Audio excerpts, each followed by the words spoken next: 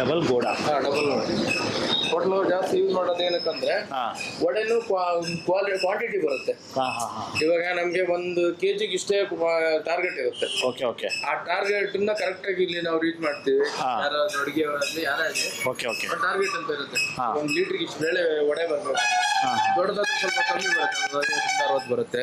ಆಮೇಲೆ ಚಿಕ್ಕದಾದ್ರೆ ಈಗ ನಾವು ಹಾಕಿರೋ ಸೈಜ್ ಇದೆಯಲ್ಲ ಅದು 90+ ಬರುತ್ತೆ. ಬೇರೆ ಆದ್ರೆ ದೊಡ್ಡ ವಡೆ ದೊಡ್ಡ ಹೋಟ್ಲಲ್ಲಿ ದೊಡ್ಡ ವಡೆ ಹಾಕ್ತಾರೆ. ಅವ್ರದ್ದು ಒಂದು 40, 50, 60 ಆ ರೀತಿ ಒಂದು ಟಾರ್ಗೆಟ್ ಇರುತ್ತಲ್ವಾ, ಆ ಟಾರ್ಗೆಟ್ ರೀಚ್ ಮಾಡ್ತಾರೆ. ಯಾಕಂದ್ರೆ ಹೇಳಿದ್ರೆ ಅದು ಅಷ್ಟೇ ಕ್ವಾಲಿಟಿ ಇರುತ್ತೆ ಆ ಬೇಳೆ. ಡಬಲ್ ಗೋಡ ಚೆನ್ನಾಗಿ ಬರುತ್ತೆ. ಡಬಲ್ ಗೋಡ ಬರುತ್ತೆ. ಅಂದ್ರೆ ಇದು ಯೂಸ್ ಮಾಡ್ತಾರಂತ ಅಲ್ಲಿ ತರ್ತಾರಲ್ವಾ, ಅದು ಸ್ವಲ್ಪ ಸೆಕೆಂಡ್ ಇರುತ್ತೆ ಕ್ವಾಲಿಟಿ. ಅಷ್ಟೊಂದು ರೀಚ್ ಆಗಲ್ಲ ವಡೆ. ಮತ್ತೆ ಮಿಕ್ಸಿಯಲ್ಲಿ ರುಬ್ತಾರೆ ಅವರು, ಹಾಗಾಗಿ ಅಷ್ಟೊಂದು ವಡೆ ಅಷ್ಟೊಂದು ಚೆನ್ನಾಗಿ ಬರೋದಿಲ್ಲ. ಮಿಕ್ಸಿಯಲ್ಲಿ ಹಾಕಿದ್ರೆ ಚೆನ್ನಾಗಿ ಬರಲ್ಲ. ಸಾಂಬಾರ ಇನ್ನೊಂದು ಟೇಸ್ಟ್ ಬರುತ್ತೆ.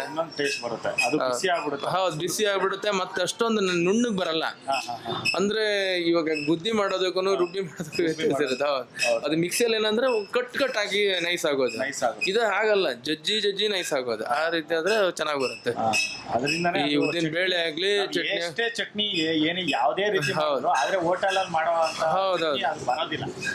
ಗ್ರೈಂಡರ್ ಈಗ ನಾವು ಮನೆಯಲ್ಲೂ ಅಷ್ಟೇ ಗ್ರೈಂಡರ್ ಯೂಸ್ ಮಾಡೋದು, ಮಿಕ್ಸಿಯಲ್ಲಿ ಯೂಸ್ ಮಾಡಲ್ಲ. ಹೌದು, ಚಿಕ್ಕದ್ರಲ್ಲೂ ಬರುತ್ತೆ.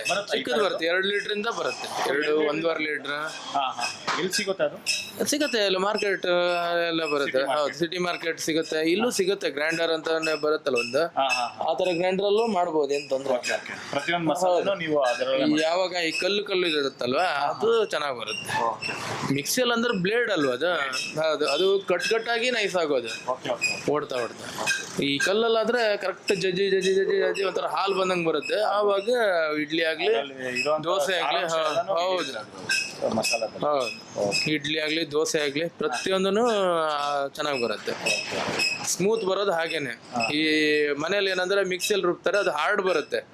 ಅವ್ರು ಏನ್ ಅನ್ಕೊಂತಾರೆ, ಹೋಟ್ಲಲ್ಲಿ ಏನೋ ಹಾಕ್ತಾರೆ ಹಾಗೆ ಅಂತ.